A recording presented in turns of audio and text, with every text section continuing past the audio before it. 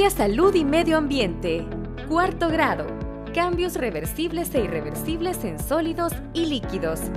Hola estimados estudiantes, bienvenidos nuevamente a este espacio enriquecedor de conocimientos en temáticas de ciencias naturales. El día de ahora vamos a abordar un tema muy interesante y divertido y será acerca de los cambios reversibles e irreversibles en sustancias sólidas y líquidas. ¿Te has preguntado alguna vez por qué los frijoles, siendo tan duros, se ablandan al cocinarlos? ¿Y por qué no vuelven a endurecerse? O en una tarde de verano, cuando te alimentas con una charamusca o un topollillo, ¿ellos se derriten tan rápido? Pero si los regresas al congelador, ¿se solidifican de nuevo?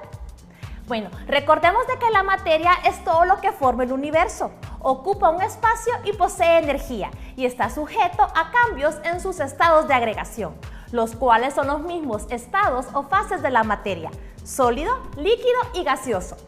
También recordemos de que la materia puede sufrir cambios en su composición y por lo tanto se distinguen dos tipos de cambios, los físicos y los químicos, y esto es justamente lo que abordaremos en esta clase, así que comencemos.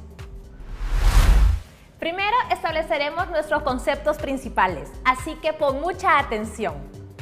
Un cambio físico se genera cuando la materia cambia su aspecto, tamaño y temperatura. Sin embargo, la composición es la misma, es decir, no varía ni cambia la naturaleza de la sustancia. Por ejemplo, los cambios de estado, que es cuando los objetos se enfrían o se calientan lo suficiente como para que las partículas se distancien, como la fundición de los metales en los altos hornos o la fundición del hielo en los polos durante la primavera. Las dilataciones también son cambios físicos y estos ocurren cuando un objeto se calienta generando un aumento de su tamaño. Por ejemplo, el mercurio que se encuentra en los termómetros, los cuales pueden contraerse o dilatarse debido a la disminución o aumento de su temperatura. Tenemos las contracciones, que es cuando los objetos disminuyen su volumen debido a una disminución en su temperatura. O las deformaciones, cuando se aplica una fuerza a un objeto y por lo tanto cambia su forma. Por ejemplo, las deformaciones de las vías del tren, las cuales al ejercer una presión en ellas se deforman, o también cuando se aumenta su temperatura. Ahora bien, los cambios químicos es cuando existe la transformación de la materia en su composición, es decir, que sí cambia la naturaleza de las sustancias. Aquí tenemos tres tipos: la oxidación, la fermentación y la combustión. La combustión se genera cuando una sustancia se combina rápidamente con el oxígeno del aire y puede crear dos productos gaseosos, el dióxido de carbono y el vapor de agua. También tenemos lo que es la oxidación. Y esto es cuando una sustancia se transforma en otra diferente cuando reacciona con el oxígeno del aire. Y finalmente, la fermentación. Esta es un tipo de oxidación donde intervienen levaduras y bacterias, como en el caso de la preparación del curtido de nuestras famosas pupusas. Pero antes de entrar en más detalle, vamos a hacer un repaso por la historia. Existen varias mujeres que han destacado en el mundo de la ciencia, sobre todo en los avances de la química.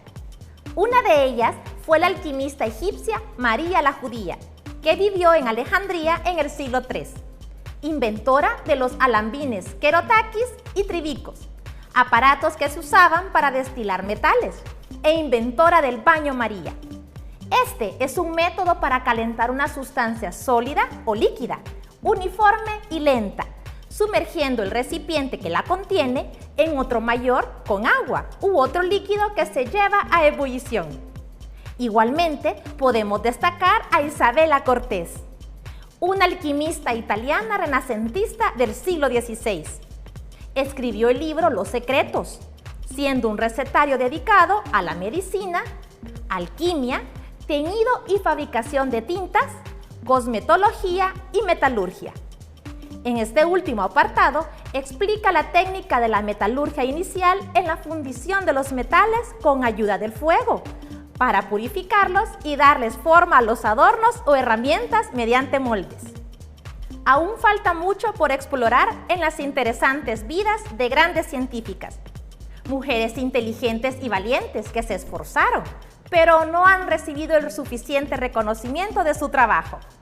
Es necesario reconstruir cómo ha sido la participación de las mujeres en la ciencia, así que te animo a ser un buen investigador y buscar más información sobre ellas.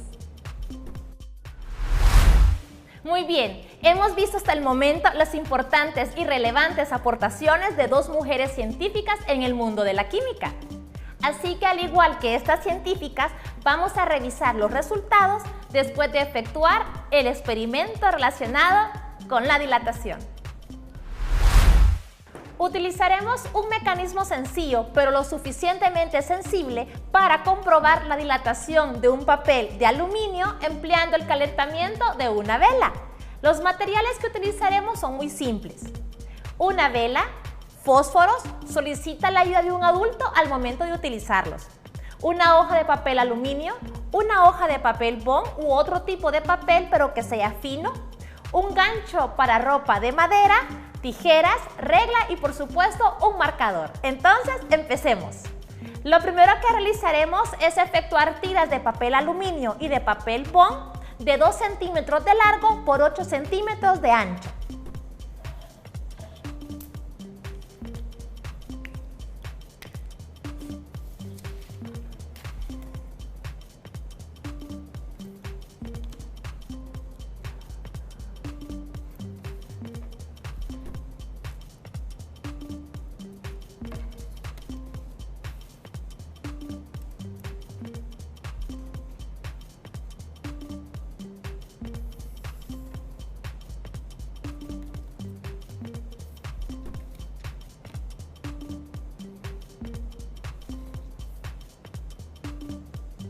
Muy bien, el segundo paso será sujetar con un gancho de ropa un extremo de la tira de papel y ponerla a calentar. Y veamos qué ocurre.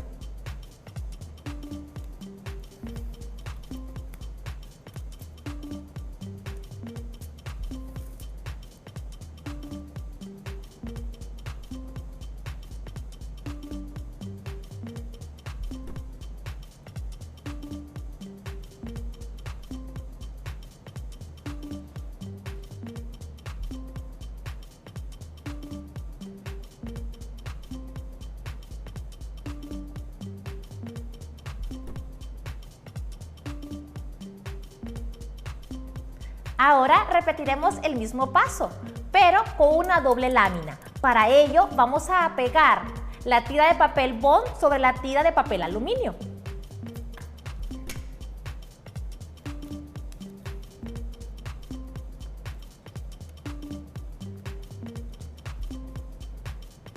Dejaremos que se seque. Yo tengo aquí uno ya preparado y vamos a repetir el mismo procedimiento. Vamos a sujetar con el gancho para ropa de madera y lo calentaremos nuevamente a la llama de la vela y veamos qué sucede.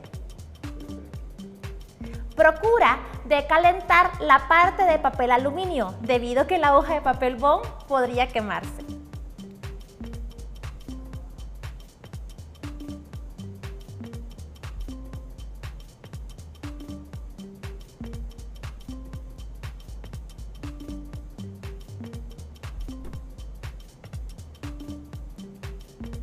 Muy bien, ¿qué ha sucedido? Lo que hemos efectuado es un cambio físico, es decir, que las propiedades del metal se han mantenido, se han conservado. Por lo tanto, las características iniciales son las mismas que las características finales. Este es un tipo de dilatación. Lo que sucedió en el papel aluminio es que se dilata en todas partes del papel, por lo tanto no sufre ninguna transformación o modificación. En cambio, con el papel bond, el papel no se dilata. Entonces, como el papel aluminio sí lo hace, te busca una forma de poder expandirse y así es como tiende a doblarse. Este es un cambio reversible, ya que las propiedades iniciales, como te mencioné, son las mismas que las finales. Bueno, ahora vamos a definir conceptos importantes que he mencionado hasta el momento de forma aplicada. En los cambios físicos y químicos de la materia, se pueden producir cambios reversibles e irreversibles. Veamos en qué consiste cada uno de estos. Los cambios físicos reversibles se producen si la materia vuelve a su estado inicial. Un ejemplo de cambio físico reversible es el caso de las paletas o sorbetes, que se pueden derretir y volver a congelar, ya que la fusión y solidificación son cambios de estado. Otro ejemplo es cuando se expande una banda de hule. Pero no se dejen engañar pensando que todos los cambios físicos son reversibles. De hecho, muchos cambios físicos suelen ser irreversibles. Los cambios físicos irreversibles se producen cuando resulta imposible que la materia vuelva a su estado inicial. Un ejemplo de cambio físico irreversible es cuando se quiebra una taza de porcelana, ya que el material que la compone no cambia, solo lo hace su forma, pero no puede regresar exactamente a su forma original. O cuando cortamos una hoja de papel, el material no cambia, pero su forma sí lo hace. Por lo tanto, es cualquier variación que experimenta un material sin que cambien las partículas que lo forman. Es decir, la sustancia inicial es la misma que la final.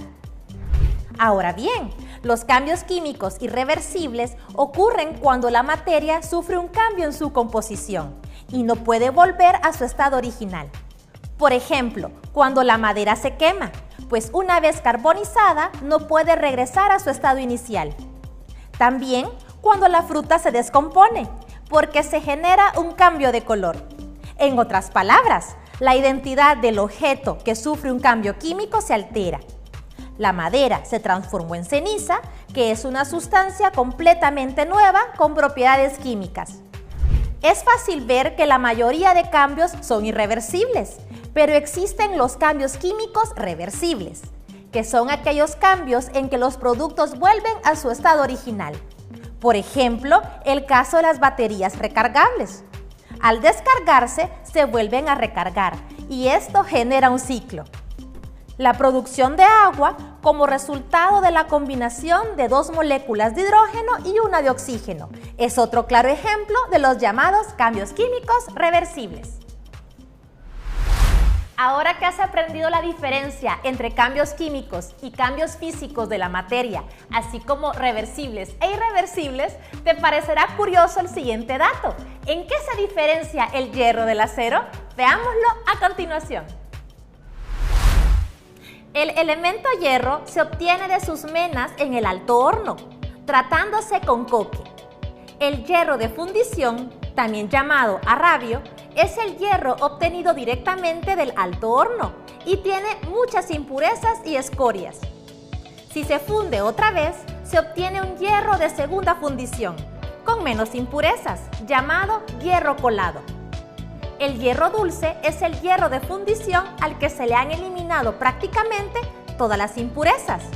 Es muy resistente y tenaz, y se emplea para objetos que deben soportar grandes tracciones. El acero es una aleación o mezcla de hierro y carbono, con contenido de este entre el 0.5 y el 2%, pero también puede contener otros metales en pequeña proporción, como níquel, manganeso, cromo, vanadio, wolframio, que le confieren propiedades peculiares. El acero es más duro que el hierro, dúctil y maleable, elástico, aunque es relativamente frágil.